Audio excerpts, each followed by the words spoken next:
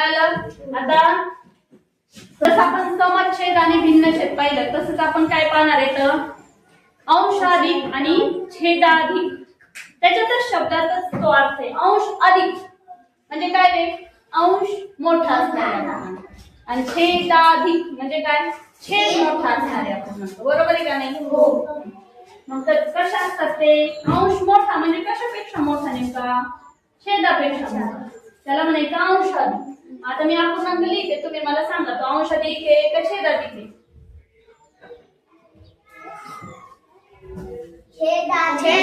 कोणता अपूर्णांक आहे हा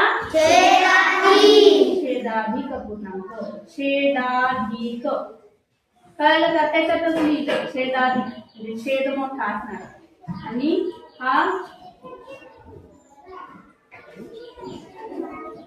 याच्यात कोण मोठं आहे अंश मोठा म्हणून याला काय म्हणायचं अंशाधिक कळलं का अंशाधिक कशाला म्हणायचं छेदाधिक समजलं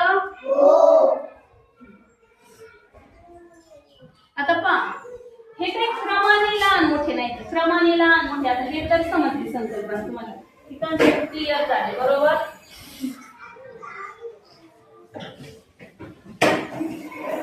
पण आता पहा क्रमाने म्हणजे आपण एक दोन क्रमाने म्हणतो ना 1 2 3 4 त्या क्रमाने जर अपूर्णांक आले तुम्हाला 3/4 9/10 सांगा बरं तुम्ही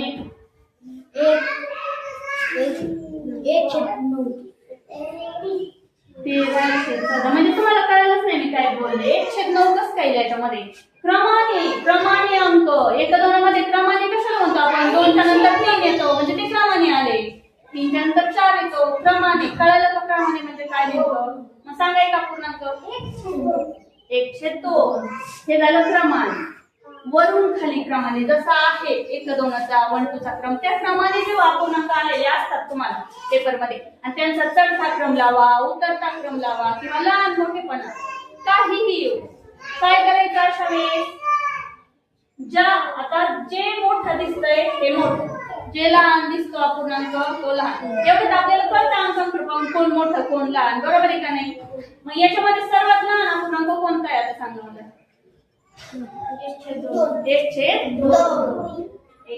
येत नाही का बाकीच्यांना आवाज येत नाही मला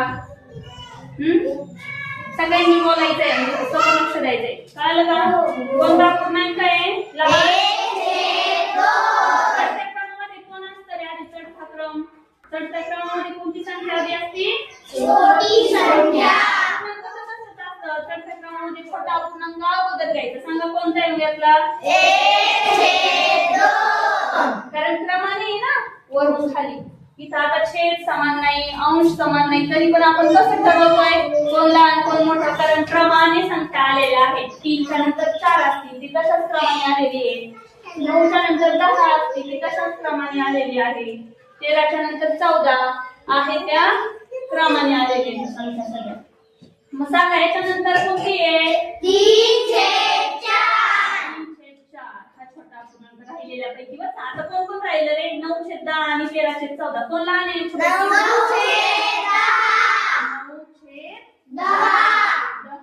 आणि आता शेवटी राहिला कोण 13/14 आपण एकदा चढता क्रम लावला की पटकन काय करायचं उतरत्या क्रमामध्ये उलट क्रमाने लिहून टाकायचा बरोबर आहे ना सांगा परत पाहायची गरज नाही उतरत्या क्रमामध्ये कोण मोठं कोण लहान पाहिलं तर सराव होतोय ना तुमचा पण जेव्हा पेपरला वेळ थोडा कमी राहिलेला असतो तेव्हा आपण ती ट्रिक्स वापरू शकतो चढता क्रम ज्या पद्धतीने लिहिलाय त्याच्या उलट उतरता क्रम लिहायचा बरोबर आहे ना कारण चढत्यामध्ये छोट्याकडून मोठ्याकडे जातो उतरत्यामध्ये मोठ्याकडून छोट्याकडे येतो मग या सर्वात मोठा अपूर्णांक सांगा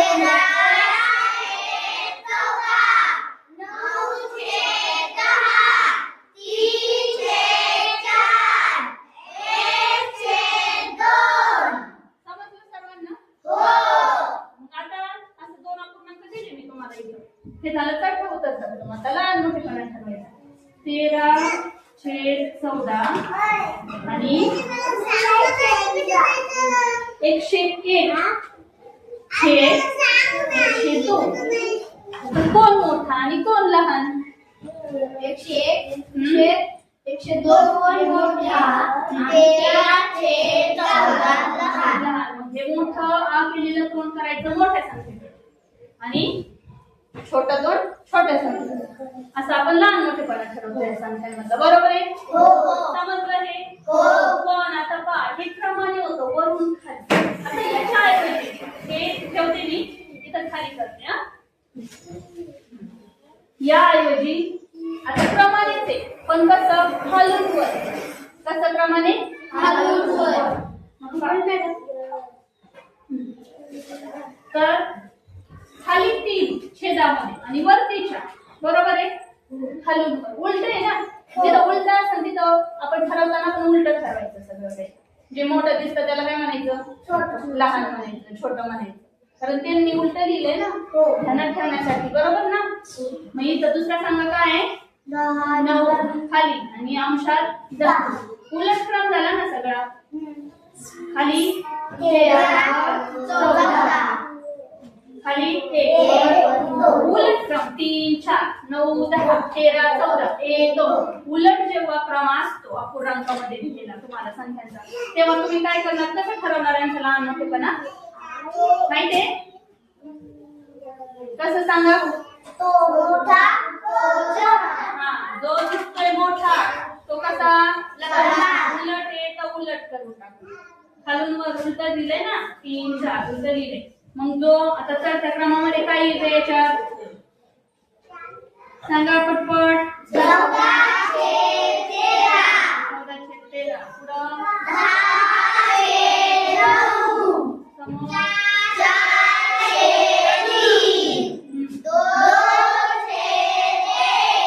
कळलं? हो. उतरत्यामध्ये याच्या उलट हो की नाही? हो. उतरत्यामध्ये सांगा 2/13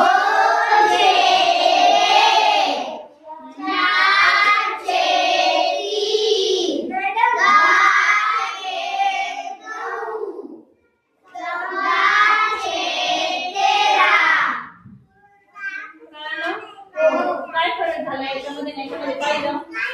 इथं चढत्या क्रमामध्ये सरळ सरळ लहान दिसतं ते लहान आहे कारण इथं क्रमाने वरून खाली संख्या आहे.